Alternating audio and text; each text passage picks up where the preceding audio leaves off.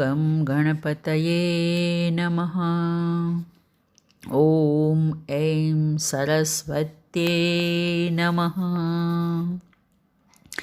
આગળના શ્લોકમાં ભગવાને આસુરી સંપત્તિના 3 ભેદ બતાવ્યા.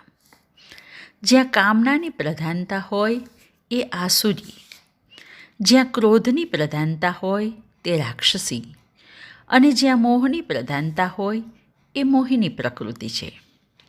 અને આવી પ્રકૃતિ ધરાવતા લોકો 84 લાખ યોનિઓની અને નરકોની પ્રાપ્તિ કરે છે. જેમના માટે આગળ મોઘાશા, મોઘ કર્માણ અને મોઘ જ્ઞાના શબ્દોનો પ્રયોગ થયો. હવે ભગવાન તેમનાથી બિલકુલ વિરુદ્ધ એવા મહાત્માનું વર્ણન કરતા કહે છે, મહાત્માનસ્તુ મામ પાર્થ દૈવીમ પ્રકૃતિમાશ્રિતા ભજન્તી અનન્ય મનસા જ્ઞાત્વા ભૂતાદિમવ્યયમ. હે પાર્થ, મારી દિવ્ય પ્રકૃતિના અંશવાળા મહાત્માઓ મને પ્રાણી માત્રનું અવિનાશી ઉત્પત્તિ સ્થાન જાણીને અનન્ય ચિત્તથી મને ભજે છે.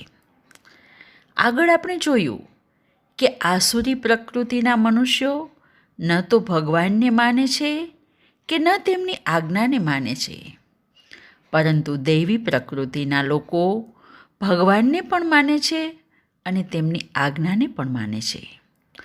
ભગવાનની સાથે તેમનો સંબંધ જોડાવાથી તેમની મૂઢતા ચાલી જાય છે અને સત્યત્વની તરફ લક્ષ્ય રાખે છે.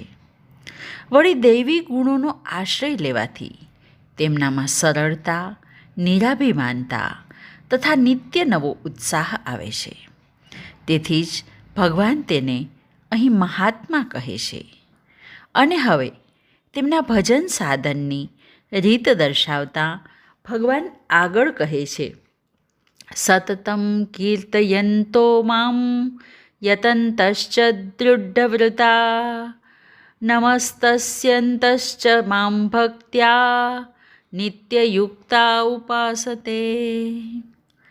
આવા મહાત્માઓ સતત કીર્તન કરતા રહે છે, દ્રઢવ્રત થઈને સાધના કરતા રહે છે, ભક્તિપૂર્વક નમસ્કાર કરતા રહે છે અને નિત્યયુક્ત થઈને ઉપાસના કરતા રહે છે.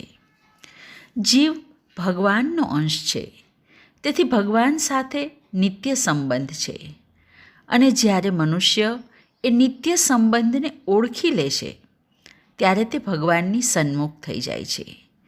તે દ્રઢતાપૂર્વક કીર્તન કરે છે, નામજપ કરે છે અને નિત્ય કર્મ કરે છે. તો ક્યારેક ભગવાન સંબંધી વાતો કરે છે. તેની બધી જ વાણીની ક્રિયાઓ ભગવાનનું સ્તોત્ર જ હોય છે. સ્તોત્રાણી સર્વા ગિરઃ.